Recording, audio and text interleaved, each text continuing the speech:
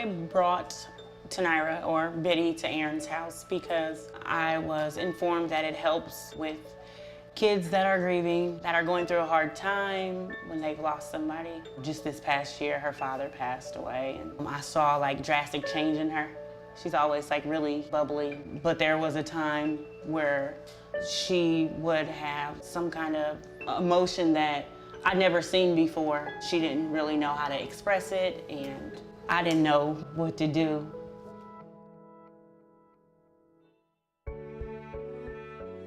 When you have that experience of death in your life, it's really hard to find people to relate to and to talk to. They can come here and every single person that they meet here has that same experience. About 7, 8 years ago, my father passed and I kind of was alone in school. It was monumental to me because I would come and all the emotions and feelings that I had throughout the week, that bottled up, I was able to let them go in different ways. To see that she's not alone in not having a father, she can share her feelings with other people that have the same experience. The first time our families come for that initial family orientation, they think, goodness, you can't really have fun when you're talking about such sad things. We can have lots of fun through art and music and play. I actually made a lot of new friends, and it was my first time, and I made over about 15 friends already. There's just something that's safe here that they can talk about their loved one. And nobody's judging them, nobody's whispering behind their back like they get at school. The tension that you have at school, even at home, if you have tension at home, when you come here, it just kind of comes off your shoulders and feels better to talk about that stuff because these people know what you've gone through. They know how you've hurt. Our parent group, our adult group, meets at the exact same time as our children's groups do. We have a little family time. We get to play games, we eat, and then after that, they divide the children with their groups. Our adult group really is child-focused, so it really is a great way to teach our parents, our families, ways to communicate with their children at home, to really re-bridge and rebuild that communication at home. The biggest thing about Aaron's House is it's supportive and it's free, meaning anybody, if you can get here, you can get the services. We receive no government funding, no insurance, so it's truly our kind community that keeps Aaron's House running, and the volunteers. The heart of this organization is the volunteers. Over 100 volunteers go through 28 hours of training, and then they give their hearts every month.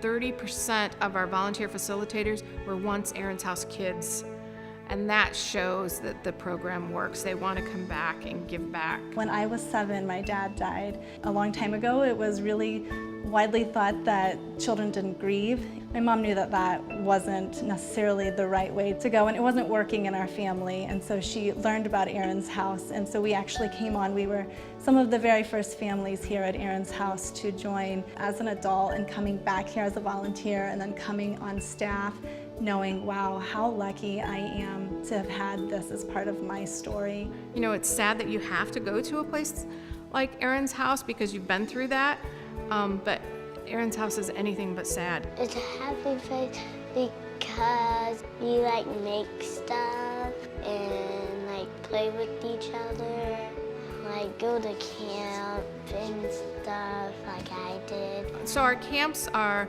Teen Retreat, Camp Good Grief, which is ages 8 to 13, and then we have a family camp where the whole family goes together. We had a dad and 3 girls go to family camp one year, and they wrote me a letter afterwards, and they said, this is the first I've seen my dad smile since my mom died. So I was a junior counselor over the summer. You get to meet new kids, and that's a lot of fun.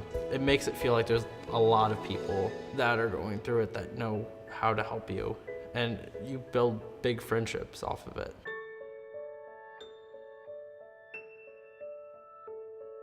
You can't set up systems like this through healthcare right now. It's just very difficult to do. And having a freestanding non-for-profit that is self-motivated and growing on its own, you know, they've been talking about how many different schools they're going out to present things basically prophylactically, like, hey, if you have a problem, come to us. Aaron's House, we go into schools for crisis response. Then we'll also do a 10-week program where we take Aaron's House into the school for that 10 weeks. It's definitely somewhere people go where they feel safe. And in feeling safe and feeling connected to other people, that helps. I'm so thankful for the experiences that I had here at Aaron's House because I truly believe that it helped to shape me into the person that I am. But I hope that she'll really find understanding in all of this that's going on. It's easier for me to have understanding as an adult, but processing things as a child can be a lot different. I just hope that things will get easier for her. It's about enjoying yourself and actually letting people talk to you. But I close up at home, so I talk about it where I really feel comfortable talking about it, and it's here. Our goal will always be to make sure that we are supporting children and we're creating that compassionate child that can go out into the community and spread that kindness and that love and that awareness.